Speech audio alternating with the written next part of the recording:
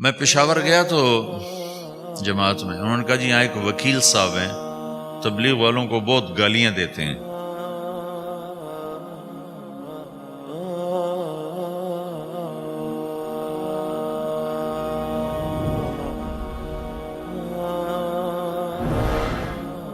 میں پشاور گیا تو جماعت میں انہوں نے کہا جی یہاں ایک وکیل صاحب ہیں، تبلیغ والوں کو بہت گالیاں دیتے ہیں۔ شکل دیکھتے ہی گالیاں دینا شروع کرتے ہیں۔ آپ کے علاقے کے؟ آپ کے علاقے کے؟ میں نے کہا اچھا ملاؤ۔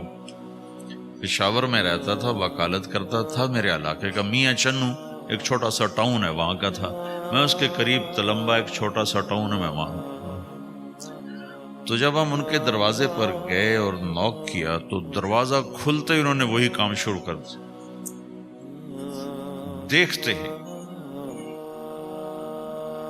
اور کہا میں نے تمہیں کتنی دفعہ کہا ہے، وہ جو مقامی، کہ تبلیغ والوں کو میرے دروازے پر مت لایا کرو۔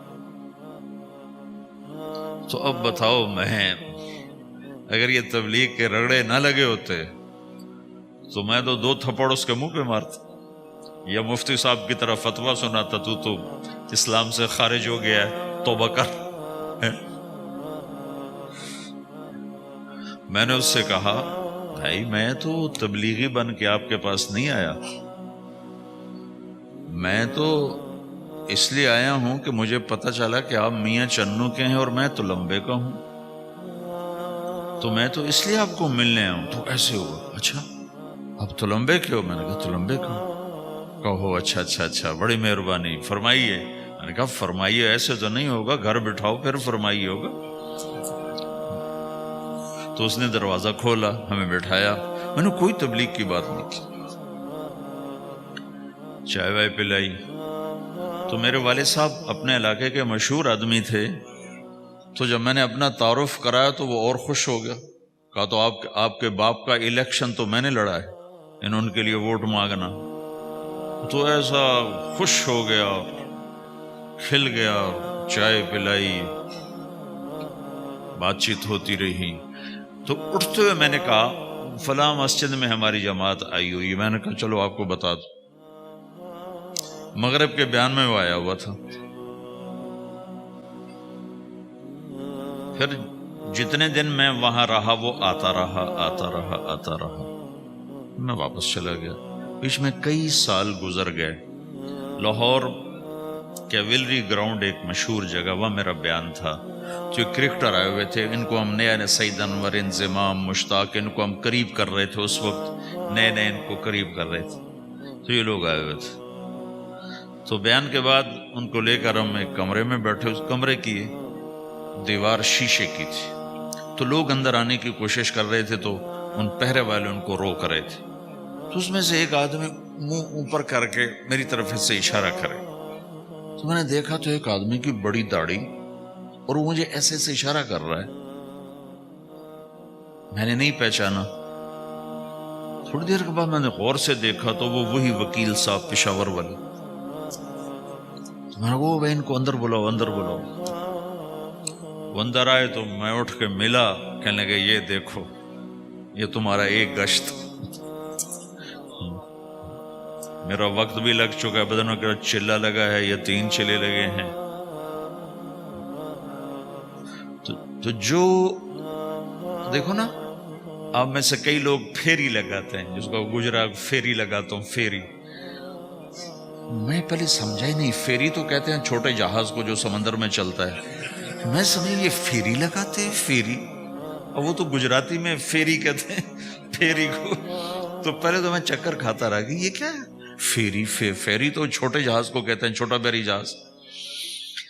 تو پھر بعد میں کسی نے کہا کہ یہ چل پھر کے سودا بھیجا، اچھا پھیری کو پھیری کہہ رہے ہیں، تم خدا کو خدا کر دیتے ہو، خدا کا شکر۔ ایک تو خدا لفظ ہی میں نے پہلے کہا تھا بولنے کا نہیں ہے، ایک اس کو خدا کو خدا کر دیتے ہو، خدا کی قسم۔ تو تم پھیری لگاتے لگاتے گاہک بنا لیتے ہو، نہیں بناتے ہو؟ پھیری لگاتے لگاتے تم اپنے گاہک بنا لیتے ہو۔ یہی تبلیغ کا کام ہے کہ پھیری لگاؤ، لوگوں کے در کھٹکھٹاؤ، کوئی لے گا کوئی نہیں لے گا۔ جو آپ لوگ پھیری لگاتے ہو تو سارے آپ سے سودا لیتے ہیں، نہیں لیتے. کوئی لیتا ہے کوئی نہیں لیتا. لیکن آپ جاتے رہتے ہو جاتے رہتے ہو جاتے رہتے ہو جاتے رہتے ہو, آہستہ آہستہ آپ اپنا اتنا کام کر لیتے ہو کہ آپ کی روٹی چل جاتی. تو سارے نبیوں نے پھیرا لگایا, کوئی نبی گھر نہیں بیٹھا کہ میرے پاس کوئی آئے گا تو اسے سکھاؤں گا. ہر نبی نے پھیرا لگایا.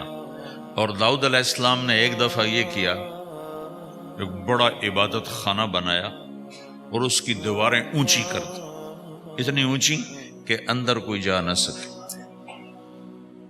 اور یہ طے کیا کہ ہفتے میں ایک دن میں کسی سے نہیں ملوں گا, صرف اللہ اللہ کروں گا. ہفتے میں ایک دن. تو وہ پہلا دن تھا, اندر سے تالا لگا دیا اور خود اندر بیٹھ گئے. اور پہلا دن ہے کہ میں آج کسی سے نہیں ملوں گا. تو میرے رب کو یہ بات پسند نہیں آئی کہ نبی کا کام کٹ کے بیٹھنا نہیں ہے, لوگوں میں جانا ہے. تو اللہ تعالیٰ نے انسانی شکل میں 2 فرشتے اندر اتار دیے. اذ تصور المحراب ففزع منهم قال لا تخف خصمان بغى بعضنا على بعض فاحكم بيننا. کہا جی حضرت ہمارا جھگڑا ہو گیا ہے, ہم آپ سے فیصلہ کروانے آئے. تو داؤد علیہ السلام ڈر گئے کہ دروازہ بند ہے, یہ آئے کہاں سے؟ دیوار اتنی اونچی ہے کہ اس کے اوپر سے چھلانگ لگا کبھی اندر نہیں آ سکتے. تو یہ کون ہے, آئی کہاں سے؟ دروازے کو دیکھیں تالا لگا ہوا ہے, دیوار کو دیکھیں اتنی اونچی ہے, تو کون چھلانگ لگا کے اندر آئے گا؟ تو ڈر گئے. تو کہنے لگے جی آپ ڈرے نہیں, ہمارا جھگڑا ہو گیا. کہ کیا جھگڑا ہے؟ کیا جھگڑا ہے؟ کہ ان ھذا اخی لہ 99 نعجہ ولی نعجۃ واحدہ فقال اکفلنیها وعزنی فی الخطاب. یہ میرا بھائی ہے, اس کے پاس 99 بکریاں ہیں, بھیڑیں, 99 بھیڑ ہے, اور میرے پاس ایک ہے. یہ مجھے کہتا ہے ایک بھی مجھے دے دے, میری 100 پوری ہو جائے. تو آپ بتاؤ یہ غلط کر رہا ہے کہ ٹھیک کر رہا ہے؟ اب یہ فیصلہ تو آپ چھوٹے سے بچے سے بھی کروا سکتے ہو, نہیں؟ یہ تو لطیفہ سا بن گیا داؤد علیہ السلام کے لیے, لطیفہ بن گیا کہ ایک آدمی کہتا ہے جی میرے پاس 99 ہے, تیرے پاس ایک ہے, تو ایک مجھے دے دے, میری 100 ہو جائیں. تو داؤد علیہ السلام سوچ میں پڑ گئے, یہ چکر کیا ہے؟ تو ایک دم ان کو خیال آیا کہ جیسے میرے رب نے مجھے پیغام بھیجا ہے کہ داؤد تجھے بندوں کو دعوت دینے کے لیے بھیجا ہے, مصلی پر بیٹھنے کے لیے نہیں بھیجا. ہاں مصلی پر بیٹھنا ہے, اس کے لیے رات ہے. قم اللیل الا قلیلا نصفہ او انقص منہ قلیلا او زد علیہ ورتل القرآن ترتیلا. چل ومن اللیل فتہجد بہ نافلۃ لک عسیٰ ان یبعثک ربک مقاما محمودا. رات ہے, آ جاؤ. ان ناشئۃ اللیل ہی اشد وطئا واقوم قیلا. آجا آجا, رات بڑی مزے کی چیز ہے, تو اور میں تنہا. فاذا فرغت فانصب والى ربک فرغب. آ جاؤ. تتجافى جنوبهم عن المضاجع يدعون ربهم خوفا وطمعا ومما رزقناهم ينفقون. رات تیری میری, دن میرے بندوں کے لیے. نہیں بیٹھ سکتا, تسبیح پکڑ کے نہیں بیٹھ سکتے ہو. تو اس پر داؤد علیہ السلام سجدے میں گرے. آیت سجدہ ہے اس لیے میں نہیں پڑھتا ہوں. سجدے میں گرے اور کہا یا اللہ معافی کر, یا اللہ معاف کر دے, یا اللہ معاف کر دے. میں نے دروازے بند کر لیے, حالانکہ میں یہ میرے منصب کے خلاف تھا. اس پر اللہ سے معافی مانگی. تو چل کے جانا نبیوں کی صفت ہے, یہی ہماری صفت. اس امت کو یہ کام دیا گیا کہ یہ اوروں کے پاس جا کے اپنا سودا پیش کر, اپنوں کو بھی سنبھالے اور غیروں تک بھی پہنچے. نہیں سنتے پھر جاؤ, نہیں سنتے پھر جاؤ, کیونکہ دلوں کا پھیرنا اللہ کے ہاتھ میں ہے. تیرے ذمہ آواز لگانا ہے. اللہ تعالیٰ نے تقسیم کر دی. قم اللیل الا قلیلا, رات اللہ کے پاس آ جا. دن میں کیا کر, ان لک فی النہار سبحا طویلا, تیرا دن میں کام بہت زیادہ ہے. سبحا طویلا, دعوت کے کام کو تیرنے سے تشبیہ دی ہے. سبح تیرنے کو کہتے ہیں۔ اللہ کے نبی کا ایک گھوڑا تھا جس کا نام تھا سبحہ، میں نے بتایا تھا پہلے دن، وہ اتنا تیز چلتا تھا جیسے تیر رہی ہوگی، اس لیے اللہ کے نبی نے خود اس کا نام سبحہ رکھا تھا، تیرنے والا۔ تو تبلیغ کے کام کو تیرنے سے تشبیہ دی کہ آپ نے لمبا تیرنا ہے، اور مکے میں تو پانی کوئی نہیں، تو کہاں تیرنا ہے جی؟ سارے مکے میں پانی کا قطرہ کوئی نہیں زمزم کے کنویں کے سوا، تو تیرنا کہاں ہے؟ یہ اس دعوت کے کام کی بڑی خوبصورت تصویر ہے، سبحا طویلا۔ حالانکہ اللہ فرماتا ہے ان لک فی النہار شغلا طویلا عملا عظیما جہدا طویلا، لیکن سبحا طویلا۔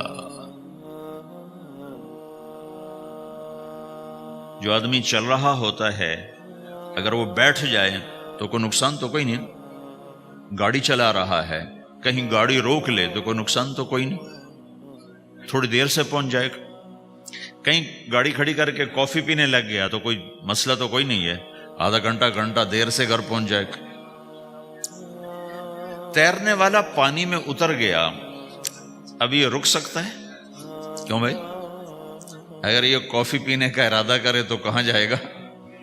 تو مچھلی کے پیٹ میں جائے گا۔ پانی میں اترنے کے بعد اختیار ختم ہے، اب تیرنا ہے۔ کہاں تک؟ دوسرا کنارہ جب تک ہاتھ میں نہیں آتا تیرنا ہے، سبحا طویلا، جب تک آخرت کا کنارہ ہاتھ میں نہیں آتا۔